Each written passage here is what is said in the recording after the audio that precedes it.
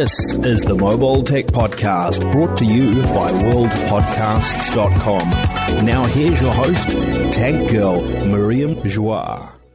Brought to you by Audible. Stay tuned for a special offer at the end of the show. Hi, and welcome to the Mobile Tech Podcast. I'm your host, Miriam Joie, and today is Thursday, May 7th, 2020, and my guest is no other than Nirave Gondhia of XDA Developers. Hi, Nirave. How are you? Hello! I'm doing great. We're all stuck at home and life is... Interesting? Yeah, I mean, look, our industry continues. There's new phones coming out. There's always new announcements because I think if everything stopped, everyone would feel, it would be like, oh wow. You know what I mean? Like, yeah. Things are changing, but there's still announcements, there's still stories to talk about. And we know that tech's just going to carry on. It just might be a little bit slower for a while. For sure. I mean, me and Michael were talking about that last week, and it's amazing actually how many launches have happened, how things are going right now, considering how there's this crazy pandemic happening that is having us stuck at home, basically. Strangely enough, we want to talk about something that's not phones, actually. I want to talk with you about the Microsoft stuff that was announced this week. There's a lot of news. We're going to mostly focus on news. For the last few episodes, we're doing reviews of devices, really, with my guests. And you're happening to land on a news-heavy week, I guess. So what is your take on this new Surface Book 3 and Surface Go 2?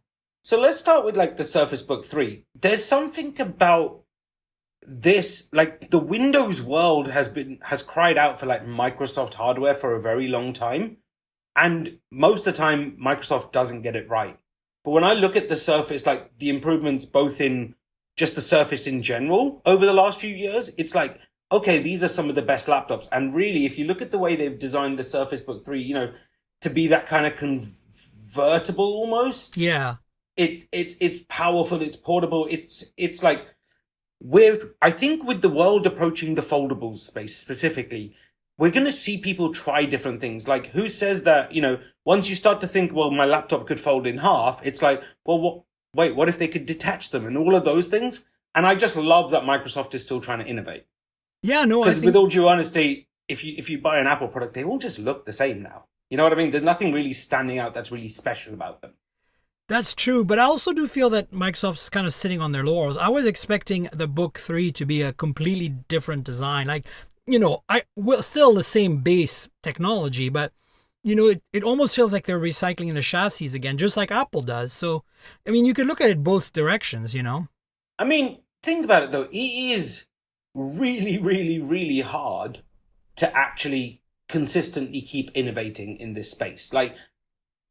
I'm sure that they're, would I rather they worked on a Surface Foldable, that incredible next generation of Surface that takes into account all the bending technology, and we have a resurfaced, kind of repurposed chassis for a year. Yeah, I'd take that approach because I think it's better overall. It's very weird because for a while it was always we expect constant improvement, but there's not a whole amount they can actually do. Yeah. In some of these without going into all of this new tech that just isn't ready yet. Were there two sizes of it before, or is this a new thing with this new version? Because I don't somehow remember being a 13.5 inch and a 15 inch model. No, so neither do I. I could be completely wrong here because I haven't used a Windows laptop in, honestly, God knows how long. But because it's not the hardware. Trust me, if I could use a Surface Book and run Mac OS, I'd be a happy man. You give me a Dell XPS or a Huawei MateBook X Pro with the Mac OS hardware, software, great. But give me Windows 10 and I'm just no. I mean, it's gotten a lot better. I have a few Windows 10 review units around the house, but I feel like it's not my thing. I can't make it my primary either. Yeah, that's it. There's, after God knows how, I was having this conversation with my father actually last week because I need to buy him a new laptop. And he was like, I'd love to, maybe I could get a Mac. And I'm like, look, I would love if you got a Mac, but actually I'd hate it because it would take me maybe a year to train him how to use a Mac. Yeah. And I think by this point, it's very much like iOS, Android. There's a few people who might switch, but you kind of know what lane you're in this world, Yeah, for sure. I think for us, we're constantly reviewing devices. It's a lot easier to switch workflows or create workflows. Like I have a workflow for Chrome OS, right? Like obviously since I use Chromebooks, and I have a workflow for Windows 10 because sometimes I use Windows 10 laptops. But my primary workflow is obviously on Mac. And there are some things that are harder to get done on others platforms. Like for example, I use Audacity for editing the podcast. It's open source. But there's a bunch of wrinkles here. I mean, for example, the Windows version of Audacity doesn't support any of the AU plugins that Apple makes available for free. So, Apple at the system level has these plugins that are used by QuickTime, by Final Cut, by GarageBand, by iMovie. And these plugins do things like, compressor and noise reduction and all that stuff. And they're really efficient and fast on macOS because they're optimized to run on that OS. So, in the same way as there's plugins for like other audio solutions and there's plugins for Photoshop and for the entire Adobe universe of creative tools, Audacity, the open source people, they decide, hey, why don't we embrace the plugins from Apple when you're running Audacity on a Mac? But here's the kicker. They are better plugins, the Apple ones, than the open source plugins that Audacity ships with. So I use those instead, right? Because they're faster, they're better. And then when I switch to the Windows version of Audacity, guess what happens? It all breaks. I don't have them. They don't exist. Those plugins are gone. So now I have to use the Audacity plugins instead. And so my workflow is different on a PC with Audacity, even though the software is identical technically, right? And of course, you just experienced this yourself. Audacity isn't fully built for Catalina yet. There's workarounds and it's a real hassle. So a lot of people aren't recording using Audacity and Catalina yet. So, workflows matter. And I think a lot of people have this kind of pie in the sky idea that we can just switch platforms easily. Like, if you work in Final Cut, clearly you can switch to Premiere and learn that. Yes, you can learn. Yes, you can switch, but it's not going to be a fun experience for you for a while because you're going to have to create a whole new workflow, right? Honestly, to me, it's like a baby learning. It's like being a teenager and then being told to learn how to walk again. I'd be like, hell, like, no.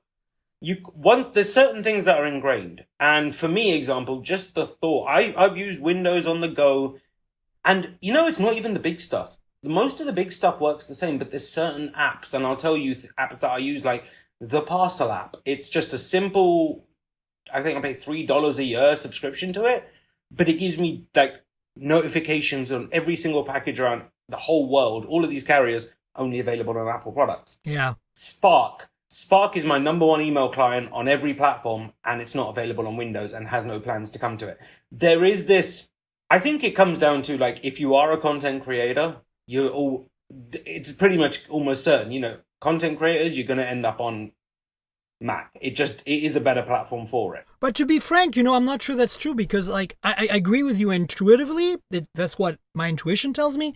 But if I look at all the, YouTube creators we know, right? David ML, a whole bunch of others, David Kogan.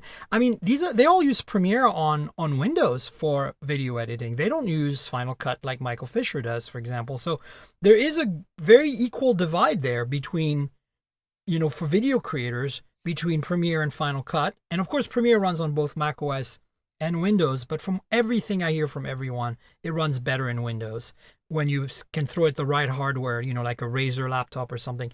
Whereas Final Cut, we all know, doesn't work on anything but macOS, and as such, you pretty much need a MacBook Pro to really run it properly. So I think you're right, but I think that that's not necessarily always true. If you look in big studios right now that do a lot of movie work, they don't use Macs, right? They use Windows, right? They use DaVinci, right? And I don't think that's a fair point. So I think that there is like a prosumer level that maybe falls into, like, it's easier to get started on Mac. Like, I'll give you an example, right? Like, if you're a Mac user, one day you want to edit video, you fire up iMovie, right? It's built in, it's free. You use it for a while. When you outgrow that, which is exactly what happened to me. I started using iMovie and I outgrew it and I went to Final Cut. And the learning curve was very, very small because a lot of the concepts that you see in iMovie exist in Final Cut. So you can actually transition very easily. Now Final Cut is way more powerful, right? And I had to learn. What's interesting is just as you're saying that, it reminds me of Apple kind of just pulled a Microsoft. Because Microsoft had that model of Windows Movie Maker will get you started, and fine, we don't sell our own kind of. Well, they sold some extensions back in the day, but like, there's other more powerful software platforms you can kind of build up to. Apple just did it, but did it themselves. Do you know what I mean? It's this. I agree. It's the same kind of model where really easy to start, and then you can just get you hooked, and you can learn more and kind of go to the next level, which is going to Final Cut in this case. Yeah, for sure. I mean, look, it's all good. Let's go back to the Surfaces though, because I'm kind of trying to figure out from, none of us have played with them. There's some of us going to get review units, but really we can only go by the news. And I'm reading XDA developers right now, looking at the announcement, written by our friend Max Weinbach. And I see the only thing that stands out that I didn't know that is new to me is the two sizes. And of course, all the new specs, but trying to figure out pricing, because it looks like 4 gigabytes of RAM is the base, which is ridiculous on a PC. Like, who would sell a PC with 4 gigs of RAM? Maybe I'm looking at Surface Go for the 4 gigs of RAM. Because Surface Go... No, I think that's the graphics. 1 second. Oh, 4 gigs of video RAM. Okay, that makes a lot more sense. Phew, that had me worried. I'm going to guess at a starting price of $1,600, you're probably looking at 8 or 16 gigs of RAM, at least 16. I think you'll see 16 at that kind of pricing. Because if you look at the new, you're right. I was looking at graphics RAM. Yeah, 4 gigs for the NVIDIA GTX 1650, and then the TI, the 1660 Ti, is 6 gigs of RAM. That's for the video. Oh, good. I was like, what? Like my freaking OnePlus 8 Pro has 12 gigs of RAM. It's not, I don't know. Well, put it this way. Funny, talking about RAM, I'm going to tangent for a second because it's relevant. Like, I don't even think a computer should be sold with 16 gigs of RAM anymore. It sounds stupid to say, but I had for the last 5 or 6 years, I've had MacBooks with 16 gigs of RAM. Uh-huh. And I've always throttled them. Yeah. My old one was maximum 16. I had the 13 that was 16 gigs. So I just got a new 16-inch and I put 64 gigs of RAM in there. Yeah. And it made me realize how often I use way more than 16. I mean, if you open 50 tabs at a time in Chrome, you're going to need RAM. Like, that's basically, you know what I'm saying?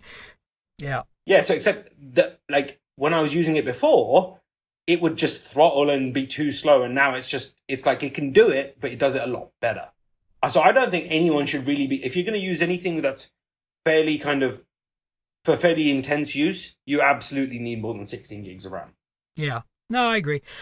Speaking of which, let's see what the specs are on the Surface Go 2, because I like the original Surface Go, actually. I mean, it wasn't super fast, but having something that compact, the size of an iPad, basically, a small iPad, like the 10-inch or 9-inch, whatever, you can throw in your bag, and is actually a full-on x86 Windows laptop or tablet, is pretty freaking awesome. So it is. Now, the one thing about the Surface Go is, and this I think has always been the problem with Windows, yeah? Yeah. And somewhat more on the Apple side, but nowhere near as much. If you look at Apple's proposition throughout kind of that, you kind of get your iPad is for working on the go. Yeah. And you have the Pro version right down to the small version, you know that, and then you've got your MacBooks, which is for working, right. Yeah? The problem with when I look at all of these Microsoft announcements is I'm like, okay, we've got a Surface Go that essentially reminds me of the first Surface Go, but then reminds me of what the Surface Pro was originally with that style of that keyboard and things like that. And then you've got a Surface Book 3. It's all a little bit more confusing. Yeah. It doesn't make clear sense, right? Is this meant to be a tablet? At which point I think Microsoft needs to position it slightly differently is it meant to be kind of a convertible laptop? But I love that it has that active pen. It's just like they're trying to fill the same areas that Apple is, but they've still got to work a bit on the branding and the marketing side of it. So it's like immediately clear, oh, I get it. This is, you know what I mean? Yeah. I mean, I think it's interesting because, as I said, it fills that niche of you need an ultra portable tablet first x86 computer. So I know some people that use the Surface Go at Burning Man, like people that work there with me, specifically for that reason. They need to run some legacy x86 apps, and they need something that's small, light, has good battery life. It doesn't have to be super powerful. It needs to access the web for Google Docs, but it also needs to run local, older x86 apps. And an iPad can't do that, right?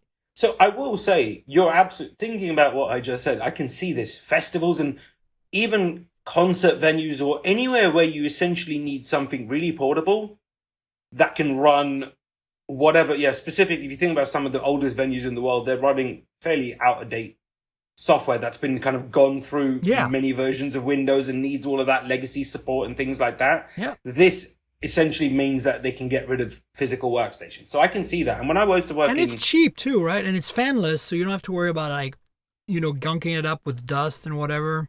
So, I can actually see something like this working really well in retail. Yeah. Because a lot of the old retail point-of-sale sales that I used to work in are all clunky, legacy. They don't require a lot of hardware, and which is why they run on really crap computers. But I can see them they all went a bit more touch, but kind of touch focused, still using a mouse. So I can see that being loaded on here and using a pen and having the keyboard and being able to just walk around the store and sell something versus have to go to a physical location. That I can absolutely see working. Yeah, I wish Max had done more of a comparison of what's new because, he listed the specs, but they look identical to the Surface Go original. Pentium Gold and Intel Core M3, 8 gigs of RAM. There you go. There's your 4 gigs of RAM machine. Jesus. With 64 gigabytes or 128 gigabytes of storage. We're talking barely bare bones here. It does have micro SD card slots, so you can put some more storage in there. So there's, of course, an LTE option with a Qualcomm X16 modem. That was also, I don't know if it was the exact same modem before, but there was an LTE version of the Surface Go original. So I'm just trying to figure out what's new, really. I think it's just a bit of a refresh and using almost identical hardware and announcing it because maybe it's got newer generation chips, and I'm reading, I don't know the specifics of those model numbers, like the Pentium Gold 4425Y. I'm not sure if that's newer than the old Pentium Gold. But look, it's cool. I'm glad that Microsoft is continuing to make hardware. I like their stuff. I like their laptops, the Surface laptops, a lot. Oh, yeah, I agree. And, one of the things I've always wanted was back in, I think, it might have been in the 90s, Bill Gates foresaw that vision of walls, giant screens like the Surface Studio all around the house and building this connected home. Yeah. That's the vision I can see them working towards in 5 years. And that's a vision I'd buy into. If I had to switch to mostly Microsoft stuff to try and to see the kind of what they're trying to do in the wider space and with these big screens and things, I'd definitely take that. Yeah. No, it's interesting. I like the whole lineup. There's the Surface Studio, which I think is a really interesting all-in-one with this really crazy articulated display. And then, of course, the Surface Laptop, we mentioned that. And segueing to the other announcement, the Surface Headphones 2, and finally shipping the Surface Earbuds. So, that's the other thing that came out of this announcement. There is a new, revised, better battery life version of the headphones, which a lot of people like because they have physical rotating controls on them, which I think is pretty cool. And then the Surface Earbuds, I'm going to try to get a review units of the Surface Earbuds because I've been reviewing a lot of true wireless earbuds lately. I'm currently reviewing the Pixel Buds for Hot Hardware, so expect a review on that very soon. It's written, it just needs to be published at this point. Yeah, did you ever get a chance to try the Surface Earbuds at their announcement, in October? No. You weren't there? No, I wasn't. I think I may have been out the country. I can't remember. It's probably... Probably Rubino. Right, Daniel Rubino. That makes sense. Okay. Yeah, they do look interesting, but they look weird. Big. They look like they're going to be uncomfortable. Since we talked about it a little bit last week, and I want to give you a quick segue since I just reviewed them, and last week I hadn't even unboxed them yet because I was a little late to getting my review unit for the Pixel Buds. I love the sound quality. I like the integration with Google and all that. But the two things that I'm going to ding them on is I don't find them comfortable. They're too big, actually. Not to fit in my ear canal. They fit fine. They're just too big. And they're too uncomfortable because of those little horns that stick out. And I don't understand what Google was thinking with that design. So these look even bigger. The surface for the touching stuff, the touchpad on them, looks bigger. And I'm not sure I'd want to wear something much bigger than Pixel Buds. And then, of course, the other thing about Pixel Buds that's a problem, I think, is going to be battery life. I wasn't getting remotely near what they were advertising. Like, I was getting 3 hours instead of 5. And that's okay. Like, I think for commuting, it's totally fine. But for, like, my uses, which are more travel related, I'd much rather have, like, over-the-ear headphones with proper active noise canceling, like 30-hour battery life, et cetera, right? Different use, right? Of course.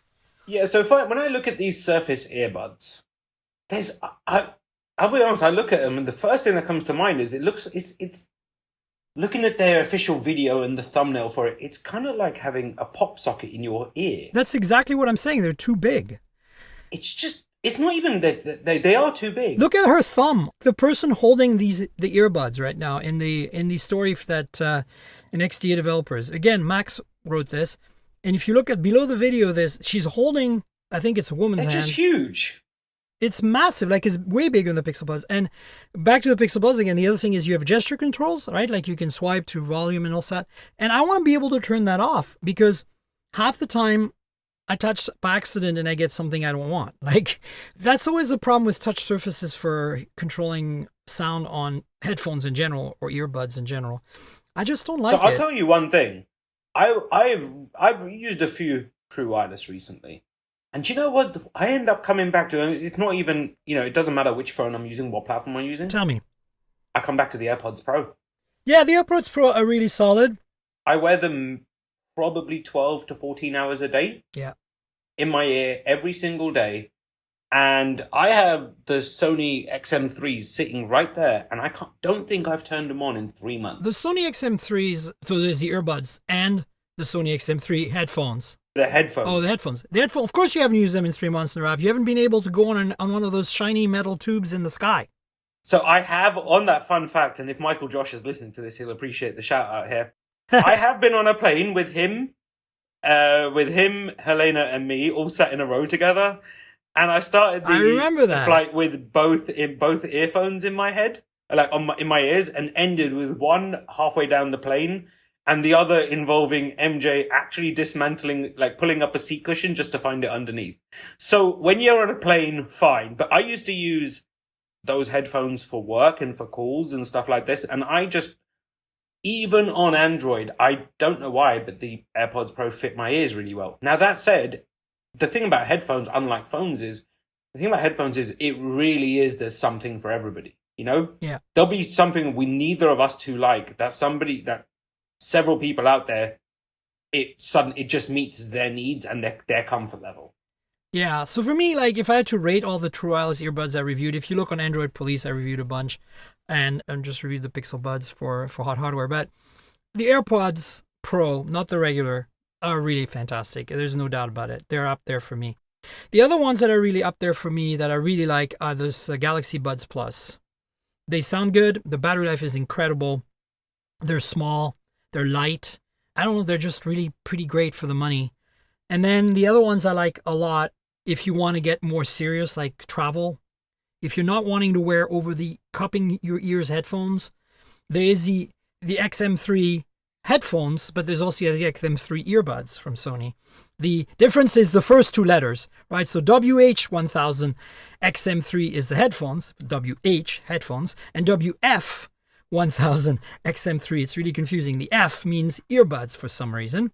And yeah, these earbuds have active noise canceling just like the AirPods Pro. And they're way better because they actually have like the silicone tip, right? They actually go in your ear canal.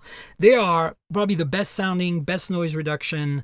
They're almost as good as the big over-the-head headphones. And their battery life is unfortunately not as good because, that 5 hours or something is pretty much the average. That's why I love the Galaxy Buds Plus. It's 11 hours on a charge on a single earbud. It's amazing. I actually have the Buds Plus here. You should try them. They're great. I know, I have used them. I like them actually a lot. Why didn't I even think about You forget you have them. Yeah, well, the crazy thing is they're sitting right in front of me on my wireless charger. Like, they're right in my earshot, and I've been staring at them, and I'm That's like, so funny. why didn't I think about that? Yeah. They're really interesting. Because I do switch platforms a lot. I didn't like they don't interact well with iOS. No. They really don't. And I really have to have, like, on Android, they work perfectly with any Samsung phone. Yeah. Tested them out with the Flip and all of them. they actually work well with most other phones on Android. But as soon as I switch to iOS, and I kind of have one pair of headphones that I'll always have, and I'll connect to whatever device I'm using at that time kind of thing. Yeah. They're just garbage. People can't hear me. And it's like, that's because they're not designed to be anything near iOS. Whereas something like the Jabras or, even the WF-1000s. Yeah. No, the Sonys work really well with all OSs. The Pixel Buds, by the way, work really well on iOS. You don't get, of course, I'm not going to say the word, but you don't get the Hey S, calling the assistant from Apple. You don't get that, but you do get all the volume controls and stuff on the actual touchpads work.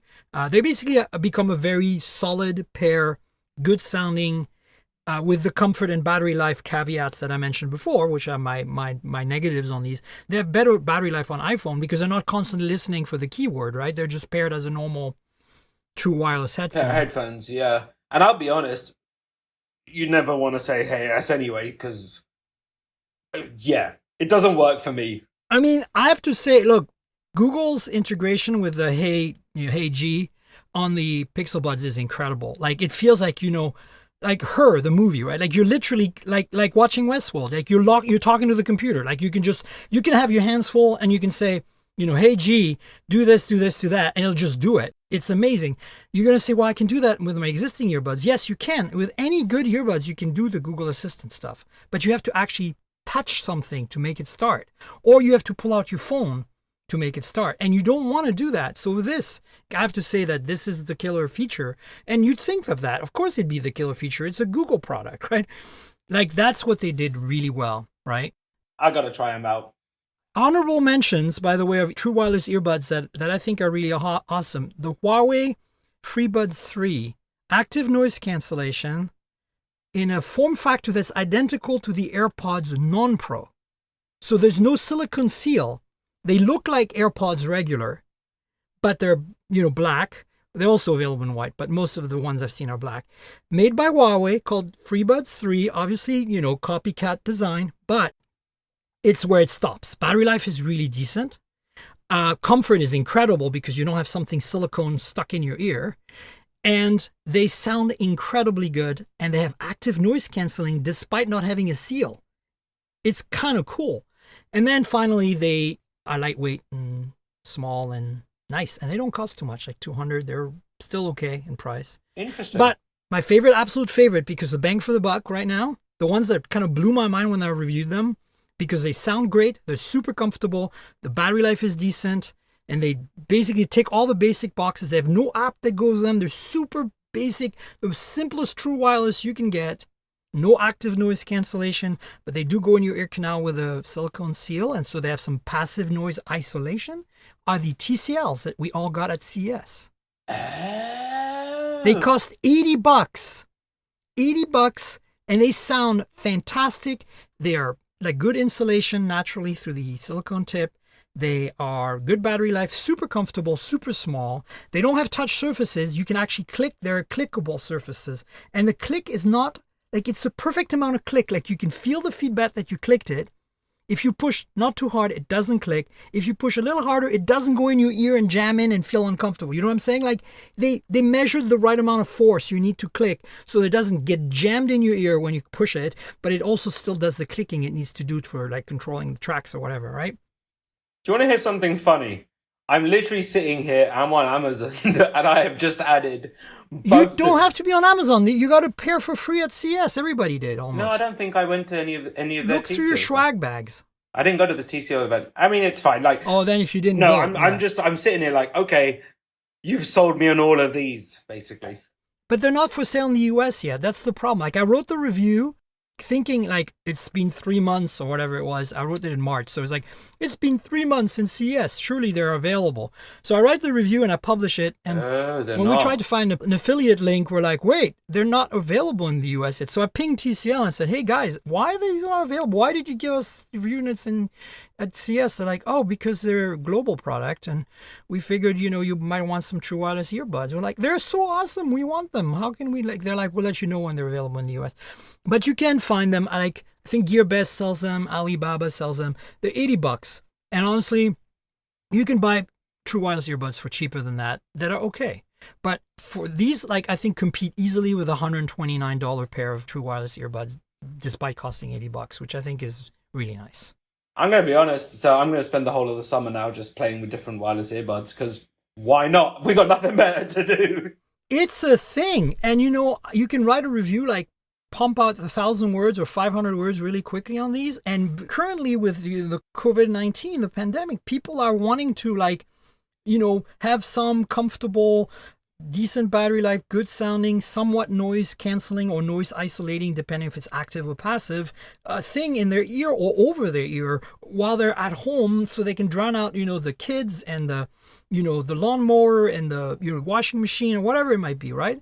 It's hard to focus, and I think audio products right now are a hot seller because of it, Yeah, especially when, I think especially with a lot of the microphone stuff, think about most computers don't have a great mic, and most people don't want to buy a dedicated mic, so they're going to go for wireless and hope that the mic there is better than what they have, so they can still make calls and stuff from home, So I definitely see that value.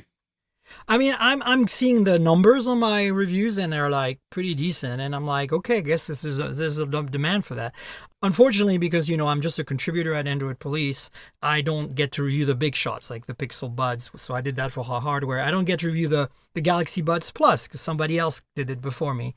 So you won't see published reviews on some of these. But I did the FreeBuds 3 for them. I did the TCLs for them, and as I said, the Pixel Buds. So I'm trying to do more of that. And of course, I have the Sonys because they sent me units of both the earbuds and the headphones. I've had the headphones forever. They've become my travel headphones. The big cans, the WH-1000 XM3. Greatest pair of headphones I have ever used. God, they sound so good, and they are so amazing. In my history of going through review units and getting free stuff from everyone all over the world, I have never come across a pair of headphones that literally changed my life. And I think recently, about 2 months ago, I broke the headband on them, and kid you not, went straight to Amazon and bought a replacement pair the same day. Oh, and they absolutely. arrived the next day, and I was like, carry on, because it's that. Even though I don't use them quite as much now, I do use them whenever I travel, and often when I'm traveling, it's like, if sitting on a bus, I'm just going to use them because I don't want the earbuds to fall out. So, yeah, greatest pair of headphones there is. I use them at home now too when I want to focus because I'm used to working from home. I work from home all the time. I've always worked from home. So it's not a huge deal. Normally I use open headphones wired, like I have Beyerdynamic DT990 Pro. That's usually what I use. I'm using them right now for the podcast, the Beyerdynamic. So that's what I normally use. But every now and then, there's some background noise. Like in San Francisco, I live right on the street. So there might be construction, or maybe, there's like a delivery vehicle idling outside and it's just kind of driving me nuts, or a dog is barking, and I just pull out the Sony XM3s and I just put them on and just like, done. It's done. It's gone. I can really focus again. So that's the use I've been having with them since I'm not traveling right now. But normally they're always in my work bag for traveling, because anywhere I go, on an airplane, on a bus, on a whatever, I'm going to wear these headphones. They're so incredible. As you said, it's a life-changing experience. It's a game changer, these headphones. Totally agree. Wholeheartedly. Let's switch back to some laptops, because I know we talked about Microsoft. We went from the Book 3 and the Go 2 to the Headphone 2, and the earbuds are now available. But I want to go back to laptops because Apple finally released an updated MacBook Pro. That's not the big one. That has the new Magic Keyboard, so no more butterfly keyboard, actually back to scissor keys. But we all expected it to be a 14-inch MacBook Pro, right? Yeah. What happened there? It's basically, the chassis looks identical. It looks like a 13-inch MacBook Pro with a scissor Magic Keyboard instead of a butterfly crap keyboard. So here's my guess, and this is on a few. This is a kind of a few other things I think that, their strategy behind this.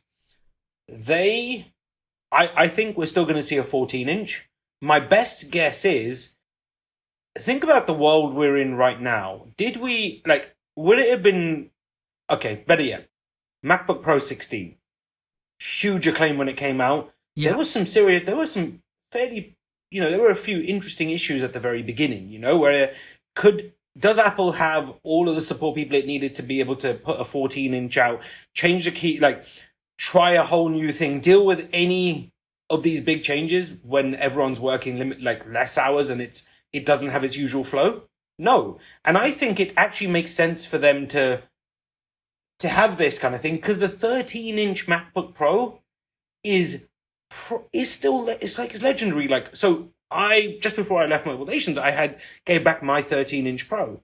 And I loved the damn thing. It was perfect for sitting on my couch. It wasn't too big. Could it have been 14 inches? Sure. Did it need to be? No. The only thing that I think is driving me absolutely nuts about no, never mind. So I was like, when I looked the other day, I couldn't see all the options for the MacBook Pro. And I've just checked, and the 13-inch now offers 32 gigs of RAM, going back to my original point. Yeah. I'm happy. This is everything I wanted the 13-inch to be, because if you want all the power in the world, you go for the 16. You need it. But if you want the perfect productivity device, this is it.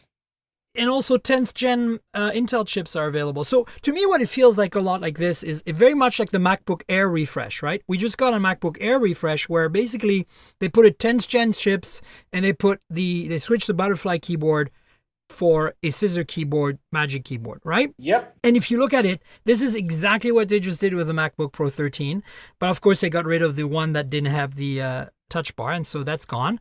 I liked it because I don't like the touch bar, but it was definitely a downgrade in terms of ports and processors and performance. It never got the upgrades, so I'm glad they got rid of it. So I think you're right. What we're looking at here is very much like the MacBook Air when it went from butterfly to scissor keys recently. We're looking at a 13-inch MacBook Pro that's gone from butterfly to scissor keys with 10th gen chips. And then on top of that, we're going to probably, as you said, get a 14-inch MacBook Pro complete refresh, maybe in the a year or so, because it took a year, right, for the MacBook Air to switch from butterfly to the scissor keys, right, the new form factor of the MacBook Air. So I think another year, like in the spring next year, probably we'll see a MacBook Pro 14, or in the summer or in the fall of 2021. And that's fine by me. It's just interesting to me because we were all hyped about that, right? We're like, the next logical thing for Apple to do here, clearly, if they did the 16, they're going to do a 14, right? But they didn't. Well, here's the thing. To go from 15.6 to 16, that little extra space, they've got the space to work with.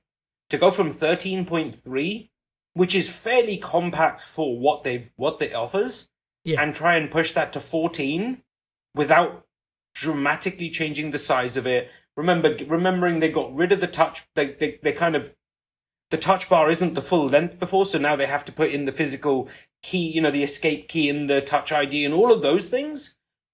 I think they've done, they've done it right. And I'm literally sitting on Apple's website right now and thinking, I love my 16-inch Pro so much. It's like the perfect machine to sit on my desk.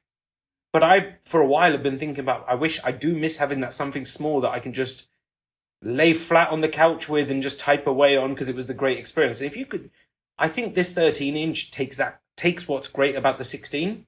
Yeah. Makes it smaller. And to be fair, it's $2,400 to get a 13-inch MacBook Pro with 32 gigs of RAM and 512 gigs of storage and an i7 processor.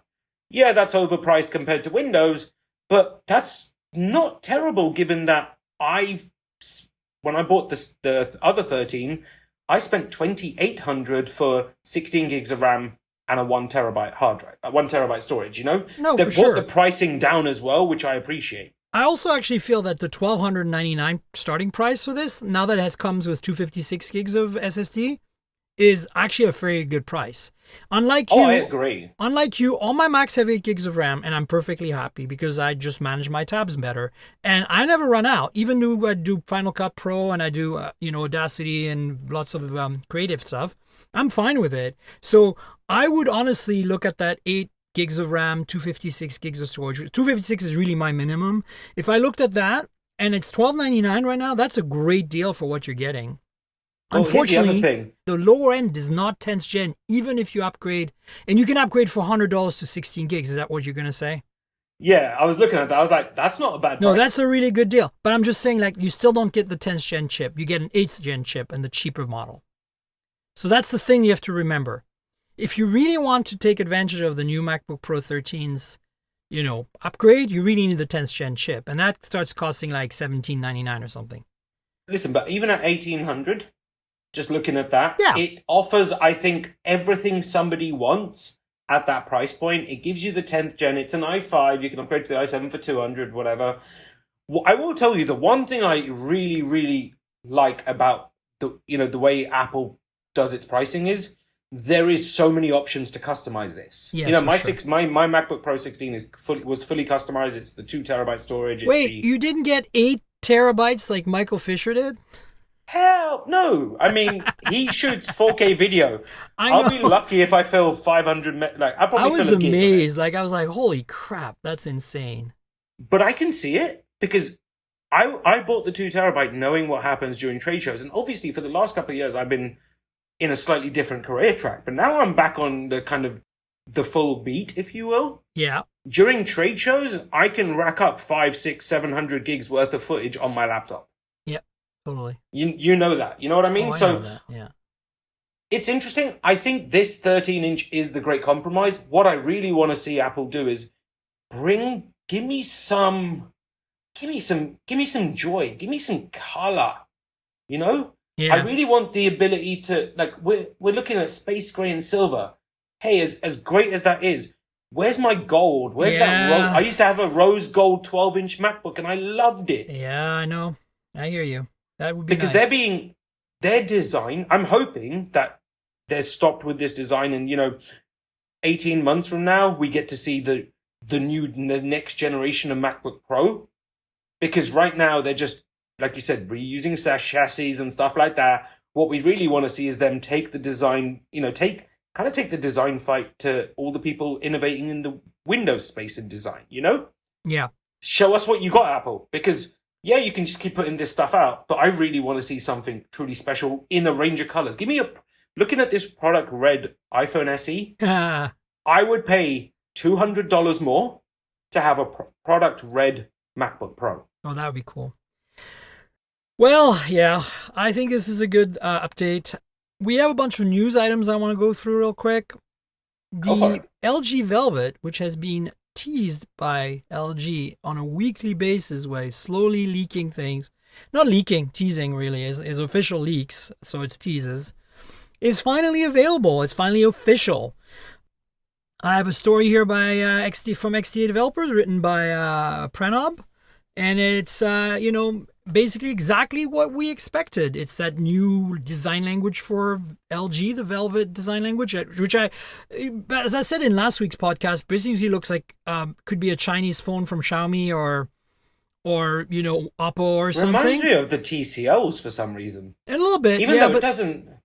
But it's much better than the V60 because the V30 when it came out, we said that last week, Michael and I, it's like the V30 when it came out looked really hot and modern, and then somehow it aged really poorly over the generations to the point where the V60 looks very staid and old and kind of crappy, honestly, in terms of design. Well, the V30 came out at the same time that we saw, just before Samsung went through that crazy design shift and entire revamp. Yeah, it's true. I really like the look of this Velvet. Oh, me too. I'm not complaining about it. I'm just saying that I'm glad because the V60 is so boring, Yeah, at least in this stock imagery, the green looks amazing. But more importantly than the design language, I'm hoping that this is LG returning to what made it special. Because I can tell you, nearly 7, maybe 10, I had to forget, it's probably close to 10 years ago now.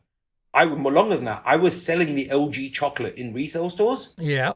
That naming scheme, where it's all about description. Because when you think chocolate, you think it inspires emotion. Smooth, when you think velvet, slick, warm, it does the same. What they've got, if they can keep this kind of naming structure and this playing on people, like the LG chocolate went through multiple iterations, or at least a couple, but never changed the name from the new LG chocolate, And I can see this working for them because it's just going to make people go, oh, wow, this just looks and sounds very different. Because right now, I think if you offer someone a G8, it's like, it just sounds boring and generic. Yeah. Or a V60, it's the same thing. So let's look at this real quick. So this is interesting to me that Okay, it's got the design language that we've, talked about on the show every week, because every week we've talked about the Velvet, because every week LG, it revisits a little more. So it's got a bit of a curved edge display, waterfall, but not too strong. It has back is the same way as well, so it's symmetric. It's nice. Glass sandwich, aluminum or metal frame. I like the way the cameras look in the back, the teardrops. It's pretty clever. It certainly looks fresh and modern, and it does have a hole punch. It's more like a teardrop meets the hole punch. It's like the essential phone, isn't it? Yeah, it kind of is. What's interesting is looking at like the design language actually, and the glass meets the metal and stuff like that, symmetrical. I just opened my drawer. I'm sorry if you heard that, but I literally just, it came to me. It looks a lot like a Huawei P30. I was gonna say that's why I said this. It's a Korean brand, but it has Chinese phone written all over it. It's interesting. So I'm wondering if they're going to go in China and in Asia, so I can't blame them for it. Exactly. I'm wondering if they're going to go to China with this, because you know that Korean brands are struggling in China. Samsung's not doing that great. LG is probably doing nothing in China. But I want to talk about the specs a little bit, because this is not launched globally. Right now, it's only Korea, I think. And the price is pretty high, like 700 euros or something. So it's interesting that the price is about the same as a V60, but there's more focus on design and less focus on specs. Because if you look at the specs, the screen is the same size, 6.8 inch. This is actually a big phone. I thought the Velvet was going to be their G replacement. I figured the screen would be a little smaller, like 6.5 or something. It's a 6.8 inch, 1080p. And then we've got Snapdragon 765. We knew that was coming. So that's a slightly detuned version of the 865, which I think is really great because it supports 5G native.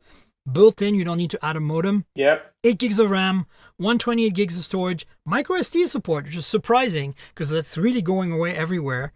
And then 4,300 milliamp hours seems reasonable for the battery. It's got fast wireless charging as well, which is cool. And the cameras are interesting. 48 megapixel main, 8 megapixel ultra wide, and then a 5 megapixel depth sensor. This is very much the same kind of specs as the V60. Of course, the V60 has a 64 megapixel main camera.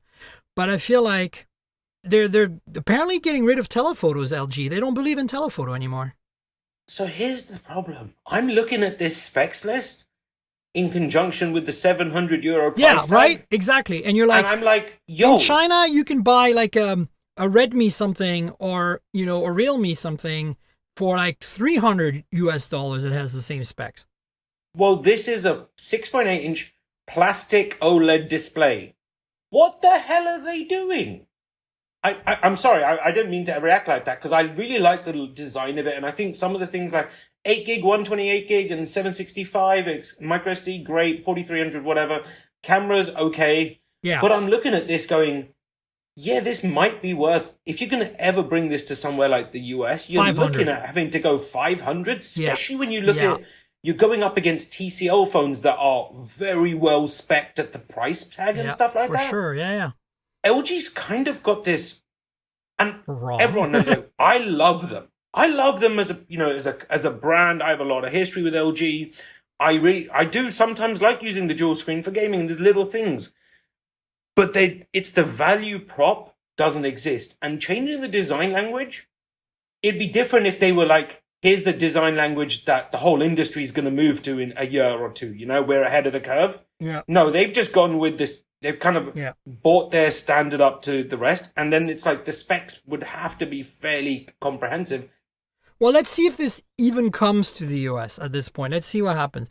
Other thing I like is 3.5 millimeter headphone jack. Nice. It does have an in-display fingerprint scanner, of course. So look, it's just seems pricey for what it is. It has Wacom digitizer like the LG V60. So, okay, cool. But I mean, like, you're getting better design, but the price seems too high for what it is. You're absolutely right. And the colors are pretty, especially I like that sunset color or whatever that is, that yellow, reddish that's gorgeous. gradient. Yeah, that's pretty nice. But yeah, look, I just wanted to let the audience know this is happening. This is real. We need to talk about a few more phones. Poco F2 Pro leaks. Like there's going to be some sort of virtual event or announcement or launch on the 12th of May. So very soon, in a few days.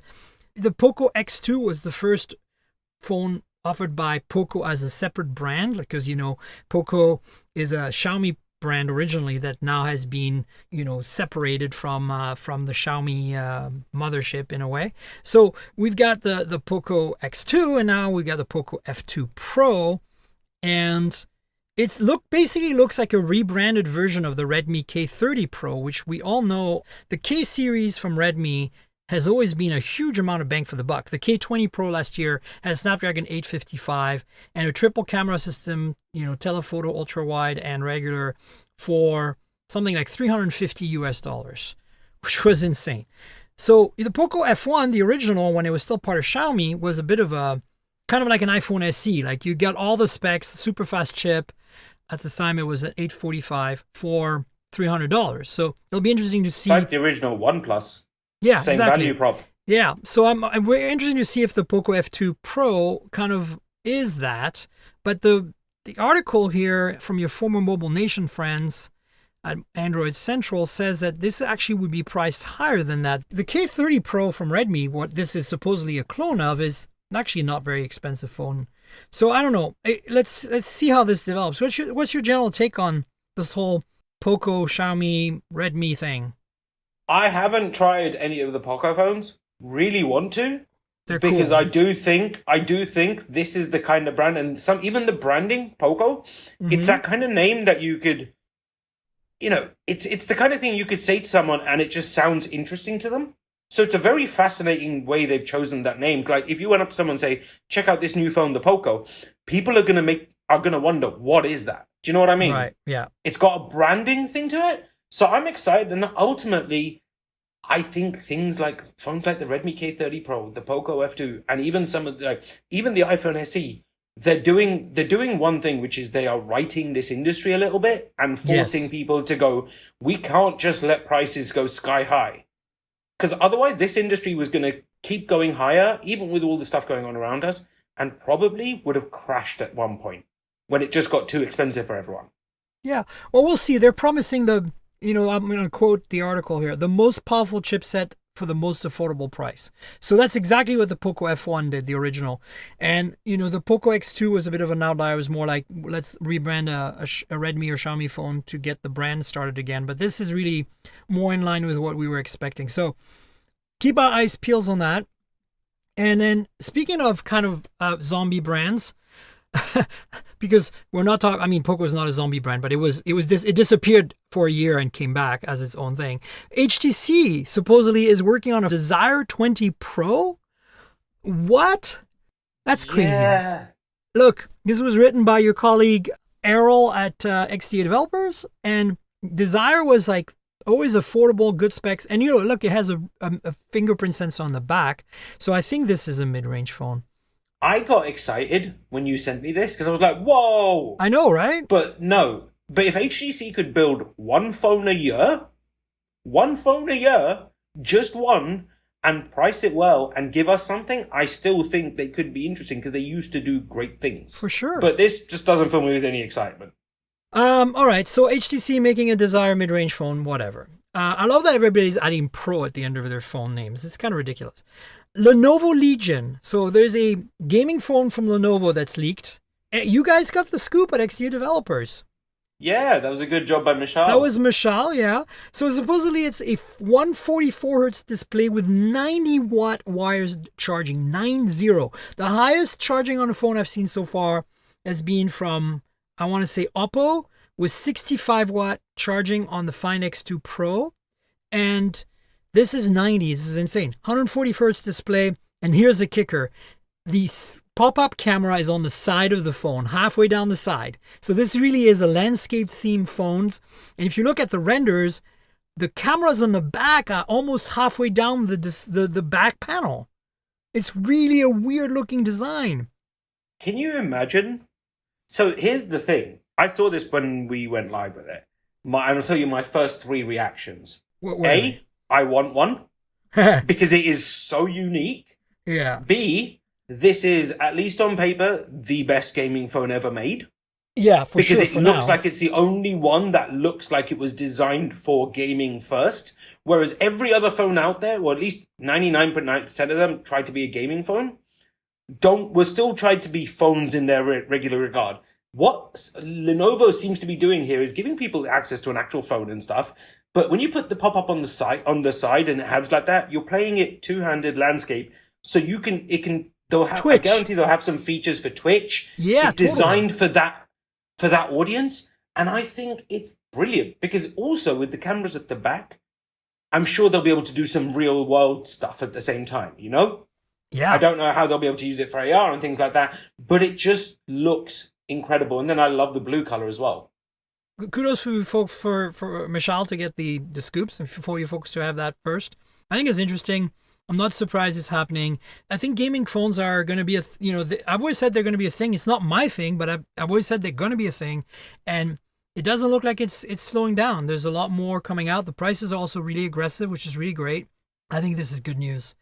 Interesting little tidbit of news. The NFC Consortium, the people who regulate the standards around NFC near-field communication or TAP type functionality on your phone, also known as RFID, the stuff you use for Apple Pay and Google Pay and for pairing phones with headphones or with Bluetooth, at least Android phones, has announced that they're managed to kind of incorporate 1 watt wireless charging through the NFC coil.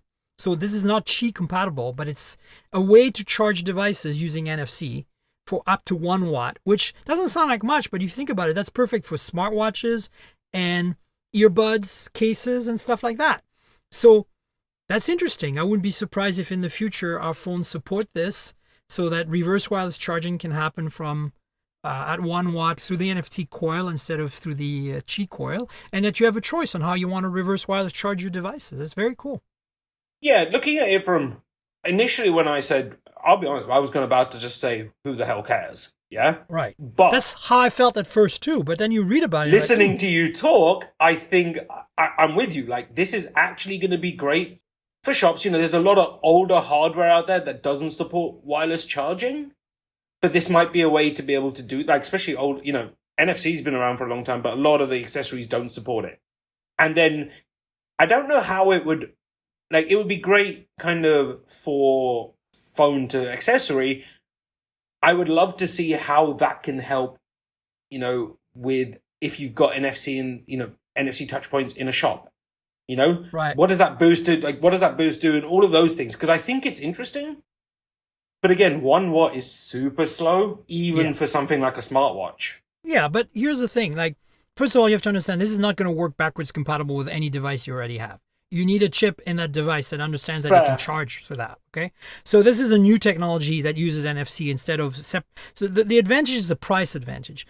If you now make true wireless earbuds, it's going to be a lot cheaper for you to incorporate an NFC-based 1 watt wireless charging feature than add a separate chip and a separate coil to do Qi, right? Yep, okay, no, that makes sense. Because if you look at like Sony's earbuds, right, for example, their charging case has NFC in it already. Because Sony is one of the first big users of NFC for pairing Bluetooth, right? So they put NFC in everything. You can pair your Sony earbuds by just tapping them on your phone. You don't even have to open the case. Just come near it, boom, it pairs. And it's cool. It's very fast. But they, on top of that, because they're expensive earbuds, have a separate circuit and separate coil, you know, for wireless charging. Actually, the Sonys don't have wireless charging. But if they did, they would have to have a separate chip for it, which I think is expensive. So this is going to democratize wireless charging, even if it's slow wireless charging, on really cheap, like $20, $40 true wireless earbuds, you know? Which is great, which is absolutely needed. You're right. Yeah, and that's why I'm excited about it. So and that's why I was like, oh, this is, at first I was like, man, and then I was like, wait, to think about the options, what it can bring. I was like, okay, maybe it's a mobile show. We should talk about it. Speaking of fun little tidbits of news, T-Mobile lit up mid-band 5G, first network in the US to light up mid-band. Well, I guess Sprint did technically, but they bought Sprint. They acquired Sprint, and that's why they now have mid-band on T-Mobile. Let's be real. It's only in New York City, and it only supports 2 phones right now, the S20 Plus and the S20 Ultra, apparently. And that makes sense because those 2 phones have mid-band 5G. Now, I'm not sure if it supports the unlocked versions of these phones or the T-Mobile branded version of these phones. I'm about to go find out. You let me know. Tweet about it. I have a T-Mobile SIM somewhere. Yeah, so the reality is now with T-Mobile, We have low band pretty much nationwide. We have millimeter wave in very select markets like Las Vegas, which nobody cares about. And then we now have mid band, which is 2500 megahertz, which I think is 2500 megahertz, which is going to really help in dense situations like New York City. So this is a big deal. It's a small area. It doesn't really affect a lot of people, but it's the beginning of something important. So that's why I included it, right? The reason it's actually, I'll tell you this from real, I live in New York City, live amongst all this denseness, yeah? I can go and get Verizon millimeter wave a block down. T-Mobile, I'll pick it up. But the problem is I found this on multiple phones with multiple T-Mobile SIM cards and stuff. It will constantly be, it's constantly flipping between LTE and 5G because of the density. You're in a fringe area, probably, yeah. Yeah, so I guess it is because I move a bit. It's great. But it'll be very interesting to see how mid-band helps with that density. And I think could have real usable, meaningful 5G finally. Yeah, and it's also going to be slightly faster than low band. So it's not going to be millimeter wave fast, but you should be able to see 150, 200 megabits easily on mid-band. That's all we need. We don't need 2 gigs. Yeah, no, Just give me 200 megs religiously and I'll be a happy man. Absolutely. And then last bit of news is a new chip from MediaTek called the Helio G85. I'll link to XDA once again because you guys rock at this stuff. Kishan wrote this story. Look, I got the news announcement. MediaTek briefed me on it. It's basically an upgraded variant of the G80, which was the G series of Helio are the gaming chips. Like there's the Snapdragon have the G versions at the end of the number, like Snapdragon 730G and 765G, which are gaming optimized versions of their chips, supposedly. Well, this is the same idea. Instead of P series, it's a G series version of the chip. So a graphics or gaming version. And so this is just basically one more ace in MediaTek's deck of cards for, making affordable gaming phones. And it looks great. I don't think I'll ever end up using a phone that's powered by a G85, but it'd be interesting to use it. Yeah. No, I mean, I heard good things about the G90 powered, one of the Oppos that came out. And, I used a P90 on a Reno 2Z last year, and I compared it directly to the Qualcomm, the Reno 2 non-Z, which was running a 730. And honestly, I couldn't tell the difference in performance. And it was just snappy. It was really snappy, the P90. So MediaTek has always made some pretty good value proposition chips. It's too bad we just don't see them much in the US because the carriers are so in bed with Qualcomm, right?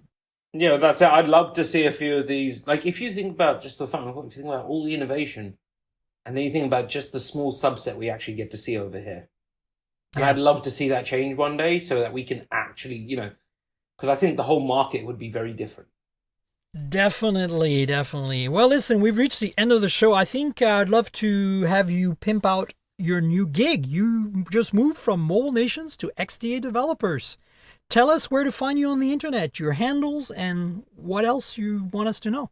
Yeah, so I just joined XDA and a few other sites as their chief content officer. I'm so excited because it's a great audience thing. You can find me at xda-developers.com. I'm at Nirave on Twitter, at NiravG on Instagram, and we're also XDA developers all over the web. There you go, folks. So check it out. Will you be writing stories for the site or more managing things? So the reason I'm super excited is because I get to look at the whole big picture and do a lot of the strategy, but cool. I'm also going to be doing the reviews. I still plan to review stuff, and I wake up in the morning not for the money. I wake up because I love playing with tech. For sure, right? I mean, if you can't review stuff, it's no fun. I agree. That's it. 100%. You folks all know where to find me on the internet. I'm at Tankgirl. That's TNKGRL on Twitter and on Instagram. That's spelled like Tankgirl, the comic book character, but drop the vowels. And of course, Twitter is where you want to interact with me about this podcast. And Instagram is where you're going to find pretty pictures of phones that I'm reviewing and pictures I actually take with these phones because, why not? And so please follow me there. And then, of course, there is a YouTube channel that goes with the podcast called youtube.com/Mobile Tech Podcast. Pretty straightforward. If you want some video content to go along with this audio show, like some visuals, unboxing, hands-ons, that sort of stuff, go to the channel, subscribe, tell your friends, click the notification bell, comment in the comments, be a part of the community, help me grow the channel. I appreciate it. And then, of course, if you followed Nirave here somehow, you don't subscribe to the podcast yet, please subscribe. MobileTechPodcast.com is the URL. We're also on Google Podcasts, Apple Podcasts, Pocket Casts, Spotify. And I say we as like the royal we / my guests and I, we. Yes, please subscribe, tell your friends, all that good stuff. And if you have the ability in whatever app you're using for the podcast to rate or review the podcast, please do so as well. One final thing I want to say is that there's a donate link in the show notes, and there's also a donate link in the YouTube descriptions of the videos. Please use that link to support the show. It costs money to make this happen, and it's not my main gig, so please consider supporting through the donate link. And finally, I want to thank our sponsor, Audible.com. Audible is the platform for audiobooks. I always use this example, but it's such a good one. If you're a bookworm, you love reading, but maybe you're an essential worker right now, you're having to travel all over the place, maybe drive somewhere like a new delivery vehicle or something. You can't read books, but you might want to listen to something. Maybe you listen to podcasts, but maybe you listen to audiobooks. And audiobooks are great for that. So the only platform really that is worth a salt, in my opinion, for audiobooks is Audible. There's great selection of books all the time, new stuff every day, every week, and a lot of books read by the authors, which I really like. So check it out. You can support the podcast by getting an Audible account, and you don't have to stick around if you don't like it, but there's a link in the show notes. It's audibletrial.com/mobiletech. That's audibletrial.com/mobiletech. If you click on that link and sign up for an account, you don't have to stay, you don't have to pay anything, and you can listen to books for a month, and you can keep a book at the end that you like, but you support the podcast no matter what. So consider helping us out by, helping Audible. So that's it. And thanks, Audible, for being a sponsor for so long. And Nirave, thanks for being on the show. Well, thank you as well for having me. It's really nice to be back. And it's a shame because it feels like 5 years since we saw everybody. But it's things like this that make us, it's like us being in Barcelona together. Exactly. And we'll be back on the road at some point soon, I'm sure. But for now, this is what we're going to do. And so thanks again for being there. And folks, you know that there'll be another show next week, so stay tuned for that. And until then, cheers, everybody. This has been the Mobile Tech Podcast with Tank Girl, proudly presented by worldpodcasts.com. You can visit us online at mobiletechpodcast.com.